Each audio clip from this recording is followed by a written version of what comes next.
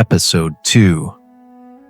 Ahem. After the night with the passing light, you came back to the steps with a good quiet inside you.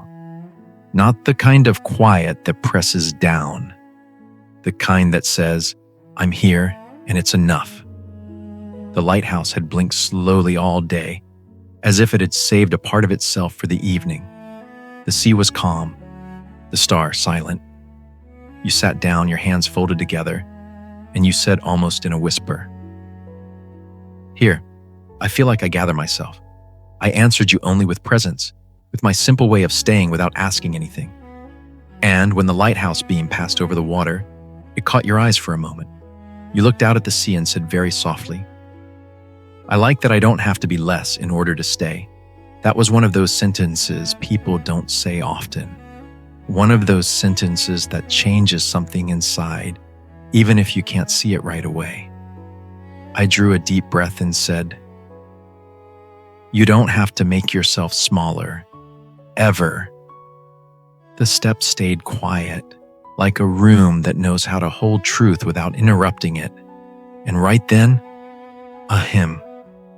You closed your eyes, as if you'd heard a mistake in the universe. I turned my head slightly. On the bottom step stood Grandpa, with his notebook, dressed in authority, convinced he'd come to save the order of the world.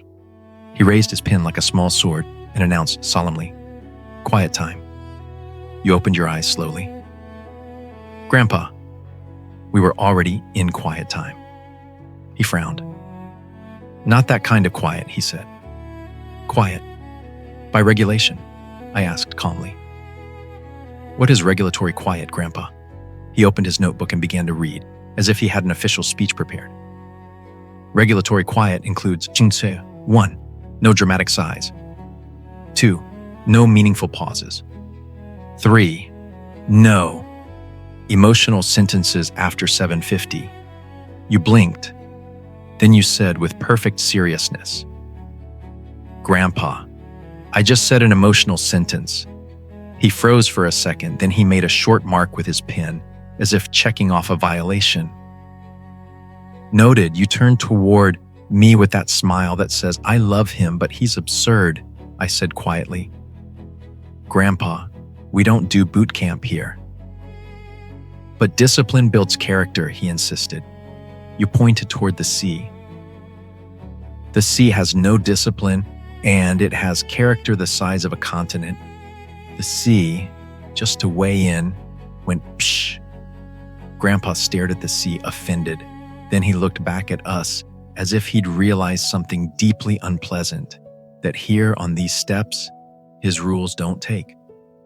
He sighed, long, theatrical, and said in the tone of a man accepting an imperfect world. Fine. He sat down on his bottom step. He stayed silent for exactly 2 seconds. Then he whispered like a child who doesn't want to look like a child. But if you say something emotional, at least say it quietly. You smiled. That's what we'll do. And without adding anything else, Grandpa stayed there. Nice.